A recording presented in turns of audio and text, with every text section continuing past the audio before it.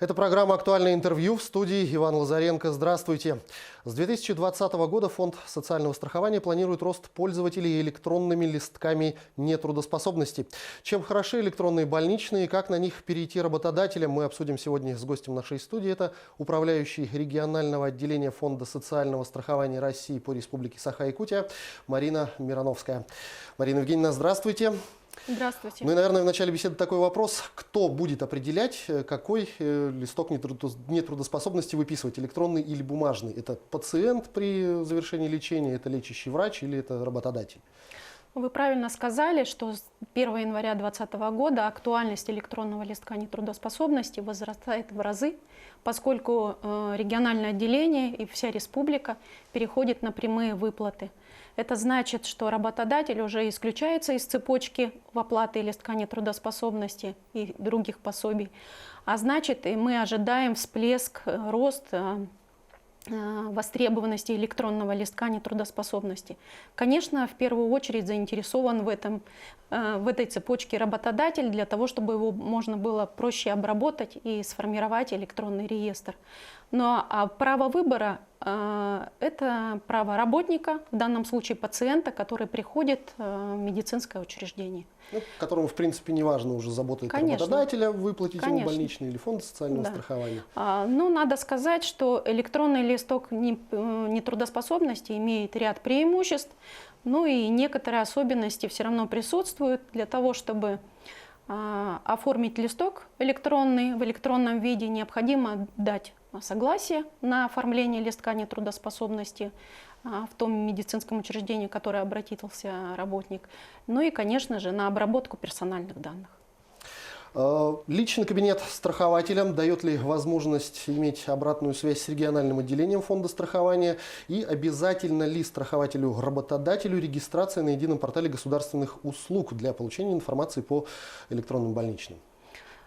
Конечно же, желательно, чтобы сам работодатель зарегистрировался на портале государственных услуг и отслеживал именно прохождение и формирование как электронного листка, оформление в его электронных реестрах, которые он будет с 1 января 2020 года направлять в региональное отделение, для того, чтобы самому работнику региональное отделение выплатило пособие. И отслеживать актуальность и наличие ошибок именно по сформированному реестру. И регистрация в личном кабинете, она остается актуальной на сегодняшний день для работодателей. Но где работник может посмотреть, скажем так, историю своих электронных больничных, их актуальность, их уже, может быть, оплаченность, неоплаченность? Ну и также для самого работника, для застрахованного есть личный кабинет застрахованного. Эту информацию можно увидеть там по каждому, даже выданному, не то что рассчитанному, и рассчитанный листок также будет отражаться по всем стадиям. То есть, когда он поступил в региональное отделение на обработку, на расчет, когда был сделан расчет, увидит сам работник, и какая сумма будет выплачена работнику. Вот я даже на своей практике нередко сталкивался с тем, что возникают вопросы при заполнении поля места работы. Потому что бывают организации, у которых существует некоторое количество обособленных подразделений. Что здесь в этом случае тогда нужно указывать? В данном случае, когда работник обращается в медицинское учреждение и врач спрашивает место работы, конечно же, пациент скажет со слов названия своей организации. Но в данном случае, когда оформляется электронный листок нетрудоспособности, нет жесткой привязки к тому, что именно то название должно соответствовать тому, как заключен трудовой договор с этим работником. То есть он может сказать просто «О, Прометей», и эта информация будет внесена в электронный листок нетрудоспособности. А уже дальше, когда будет передана информация самому работнику, тот уникальный номер электронного листка нетрудоспособности, обратиться с этим номером к работодателю, работник, для того, чтобы этот листок нетрудоспособности был принят в обработку. там уже подкорректирует информацию по работодателю, по месту работы. Потому что по месту работы. в едином реестре все эти названия уже Совершенно верно. отредактированы, и Да. ошибок там уже Да. не произойдет. А на бумажном носителе, конечно, нужно было соблюдать определенные правила. Если неправильно было зафиксировано, то требовалась уже коррекция самого листка нетрудоспособности, а тот листок уже подлежал уничтожению и неоплате. То есть Потому что не соответствует. с введением электронных больничных, скажем так, работа упрощается в разы. Можно сказать и так.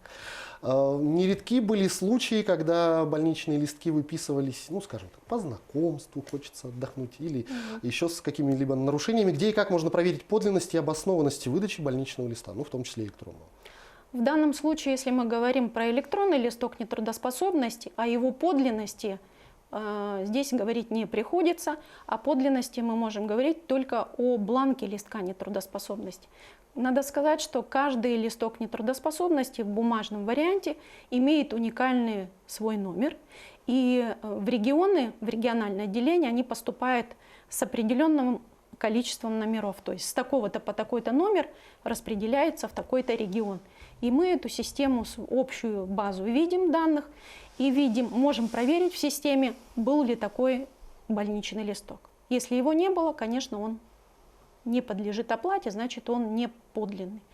А с электронным листком здесь все проще. А по поводу обоснованности листка, здесь нужно обращение самого работодателя, да, в региональное отделение для того, чтобы пойти на проверку и проверить, обоснован был ли выдан. То есть в этом случае будет проверяться медицинское учреждение, Конечно. непосредственно врач, который это выписал. Да. Все. Как электронный вариант, так и бумажный. Как работник, как гражданин может узнать в случае, ну не дай бог, утери листка с уникальным номером электронного листка и посмотреть сведения об его оплате? Если информация была утеряна, то есть он не донес до работодателя, да, не дошел до работодателя и не информировал работодателя об этом номере, нужно обратиться вновь в медицинскую организацию и попросить, чтобы ему выписали тот же номер, под которым был зарегистрирован электронный листок нетрудоспособности. Информацию об оплате, я уже сказала, что заходит через портал госуслуг в свой личный кабинет и посмотрит там все листки нетрудоспособности, когда они были оплачены, на какой стадии оплаты или расчета. Но в том числе одна из важных причин введения электронных больничных – это все-таки борьба с фальшивками, потому что мы уже говорили о том, что и по интернету они могут больничные листки покупаться, и потом до момента проверки может пройти какое-то время, а человек уже, скажем так, отболел. Насколько электронная система исключает вот такой рост фальшивок, и насколько эта проблема вообще у нас остро в республике стоит? Ну, уход от фальшивых больничных – это одна из причин. Вторая причина, и, наверное, это главное, это сэкономить средства на печатание листков нетрудоспособности, именно бланков. По поводу фальшивых листков нетрудоспособности, они имеют место быть, и это, как правило, привозят их из-за пределов республики, когда трудоспособное население, то есть работник, выезжает в отпуск, хочет себе продлить еще немного отпуска дней и берет там листок нетрудоспособности. Для того, чтобы проверить, обосновано или не обосновано, или соблюдением всех правил и порядка выдачи листка нетрудоспособности, мы подключаем своих коллег с региональных отделений, но опять-таки должен поступить запрос от работодателя. И только на этом основании мы начинаем действовать.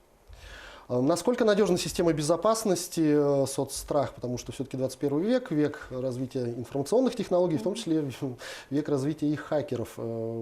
Насколько пациент может быть уверен, что все персональные данные, которые вносятся в листок нетрудоспособности электронный, не станут, скажем так, достоянием всеобщим? Этот вопрос действительно все нам задают, но надо сказать, что на сегодняшний день до 1 января было оформлено уже более 17 миллионов листков нетрудоспособности по всей Российской Федерации в электронном виде. И пока ни одного случая утечки информации не было. Надо отметить, что вся информация по электронным листкам нетрудоспособности из медицинской организации поступает на шлюз Фонда социального страхования, то есть это в центральном аппарате, да, в Москве находится база большая, и оттуда уже потом подгружается вот по тем и уникальным номерам, информация стекается в регионы. На сегодняшний день считается, что эта информация полностью защищена. Планирует ли Фонд социального страхования в перспективе полностью отказаться от бумажных больничных, в приказном порядке ввести только электронные листки нетрудоспособности и начать, может быть, даже штрафовать за отказ в выдаче таких листков? Ну, так остро сейчас и серьезно вопрос не стоит, пока на сегодняшний день федеральное законодательство нам говорит о том, что и бумажный, и электронный вид листка нетрудоспособности имеет одинаковую юридическую силу. Но еще раз повторюсь, что при переходе на прямые выплаты все регионы, которые уже работают в прямых выплатах, они отмечают рост выдачи электронных листков. То есть сам работодатель и работник будут находить общий язык, да, и просить, чтобы работник выписал все-таки листок нетрудоспособности в электронном виде. Но ни от чего мы не застрахованы, как вы правильно, да, в беседе нашей заметили, что в одночасье могут сказать, что с 1 января 2021 года электронные листки, только лишь электронные листки действуют на территории Российской Федерации.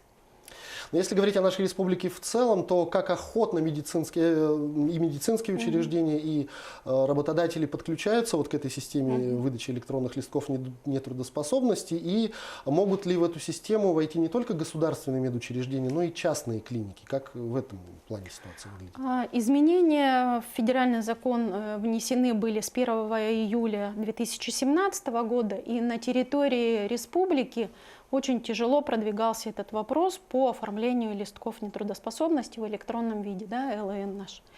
Но с каждым годом набирает обороты, и практически на сегодня все медицинские организации, которые подведомственны Министерству здравоохранения, они все подключены к этой системе, и они выдаются. Независимо от территории, мы всегда говорим, что северные улусы там недоступны. Северные улусы, как раз таки северные улусные районные больницы, готовы и выдают эти электронные листки нетрудоспособности.